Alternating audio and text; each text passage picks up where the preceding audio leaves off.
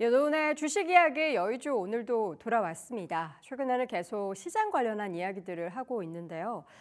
최근 이런 관세 관련한 내용이 확실하게 전해지자 폭락이 나고 있죠. 근데 우리는 사실 그 전부터 트럼프 대통령이 관세 부과할 것이다라는 것을 이미 수개월 전부터 알았는데 시장에서 왜 이렇게 적극적으로 임했는지 혹은 그 관세 관련해서 우리는 그냥 너무 좀 가볍게 생각한 것은 아닌가 하는 생각이 듭니다. 사실 워런 버핏 같은 경우에는 계속 현금 비중을 높여갔고요. 보수적인 투자 전략을 작년부터 추구해 왔습니다. 그럼에도 우리는 그의 이야기에 귀를 기울이기보다는 좀 방관했다라는 생각이 드는데 폭락하는 시장에서도 수익을 내는 투자자들은 분명히 있죠. 대표적으로 워런 버핏이 이번에 그랬습니다. 그는 이미 다 말했습니다. 시장에서 계속해서 이야기를 했고 시그널을 줬는데 우리는 왜 이러한 점들을 방관을 했을까요? 오늘 시장에서 이러한 폭락자 가운데 그는 어떻게 수익을 낼 수 있었고 지금 상황은 또 어떻게 전개가 되고 있는지 한번 확인해 보도록 하겠습니다. 투자의 귀재라고 불립니다. 워런 버핏은. 그래서 이번에도 맞췄다. 물론 이게 맞추고 틀리고가 사실 중요한 건 아닌데요. 이번에는 워낙에 폭락 전부터 시장이 계속 현금 비중을 역대급으로 높이고 있다라는 내용들이 한두 번 전해진 것이 아니기 때문에 버핏의 이야기를 잘 귀 기울여 들어서 우리도 좀 시장이 오른다고 섣불리 좀 공격적인 투자를 하기보다는 보수적으로 좀 스탠스를 취했어야 되지 않을까라는 생각이 들었습니다. 폭락장에서 생존한 워런 버핏 현금 보유에 대한 이유는 명확하게 있었죠. 올해 세계적인 부자들 중에서 오직 올해 기준으로 워런 버핏만 자산이 증가를 했습니다. 일론 머스크 같은 경우에는 몇백조 단위의 총이 날아가면서 자산 증식은커녕 엄청나게 손해를 보고 있고요.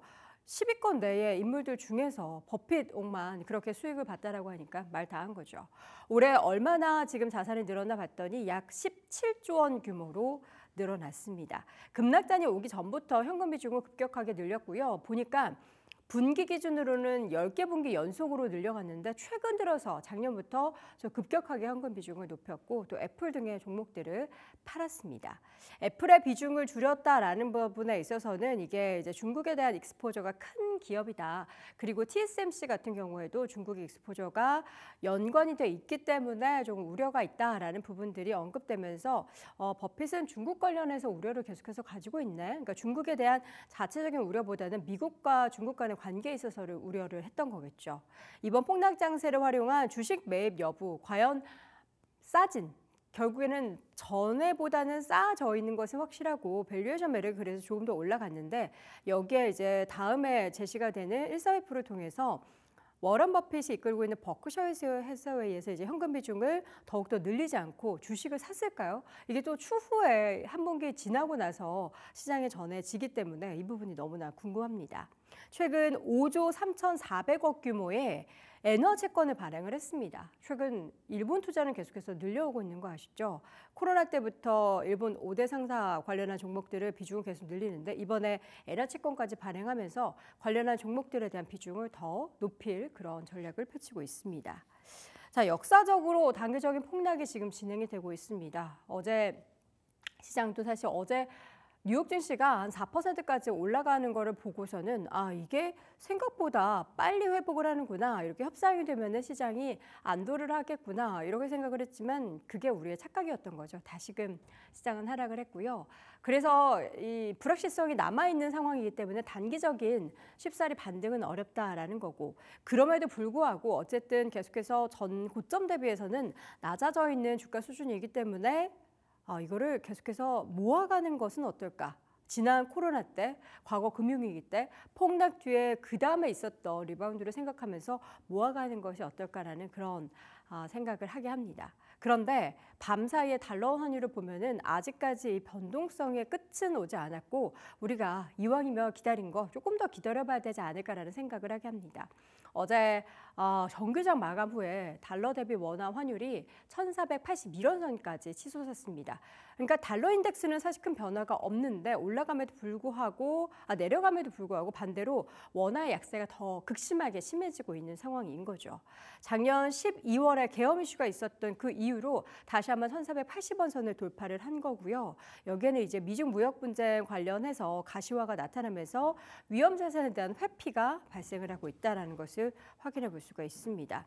달러가 강세에 따른 원화 가치의 급락이 계속해서 이어지고 있는데 이제 1,500원은 뭐 우리가 좀 염두를 해둬야 한다라고 이야기가 나오고 있는 만큼 달러원 환율의 추이를 보면서 변동성이 과연 언제 잦아들 것인지 시그널로 하나 삼아 보셔도 좋겠습니다.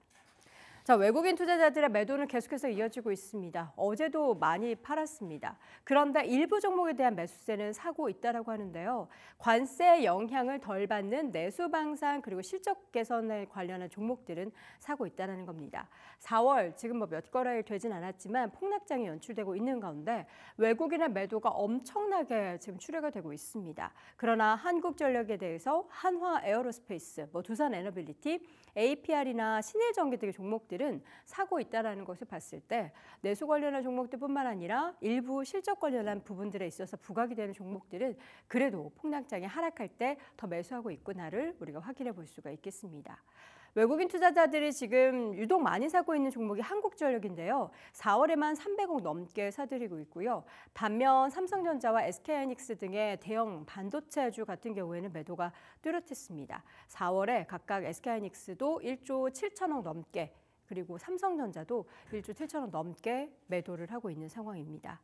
왜냐하면 이게 또 중국에 두 기업 모두 공장이 있죠. 삼성전자는 중국 시안에 그리고 SK하이닉스는 중국 우시에 공장이 있기 때문에 이 미중 간의 무역 분쟁에 따라서 눈치를 안 볼 수가 없습니다. 각각 낸드 플래시나 디램 생산을 중국에서 하고 있어서 관세 우려에서도 벗어날 수 없는 상황이겠죠.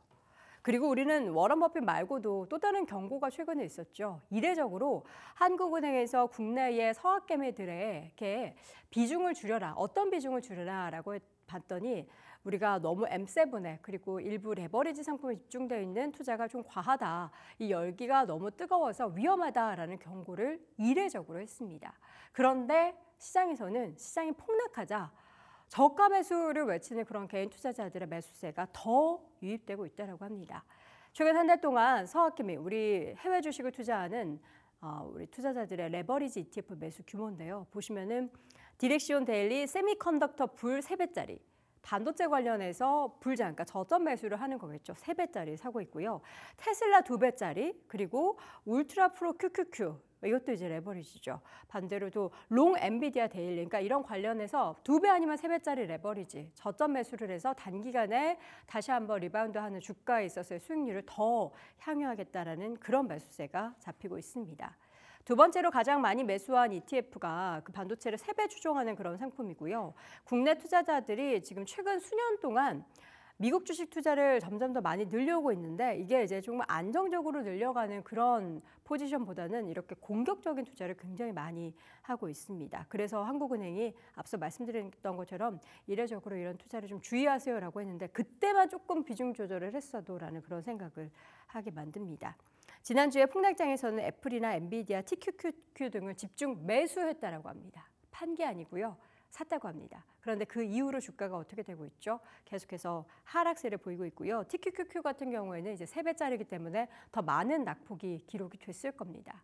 우리가 물론 시장이 하락할 때는 저가 매수에 대해서 공포에 매수하라라는 이야기를 들으며 과거를 곱씹으면서 매수하는 전략은 좋지만 이게 중요한 건 그 매수의 규모를 한 번에 확 하는 것보다는 항상 분할 매수를 이야기하는데 우리는 여기가 저점이다라고 생각하고 싸게 사고 싶어하는 욕심 때문에 좀 섣부른 과한 욕심을 내곤 하죠. 지금은 욕심 부릴 때는 아닌 것 같습니다. 물론 저가 매수에 대해서는 시장에서는 좀 긴 관점으로 이야기는 하고 있지만 여러분께서 욕심을 부리기보다는 조금은 차분한 스탠스로 시장에 접근하셨으면 좋겠습니다. 자, 여도원의 주식 이야기, 오늘도 여의주에서는 시장 이야기 다뤄봤습니다. 매일 오전 8시 출발 딜사이트에서 만나요. 제발. 제발.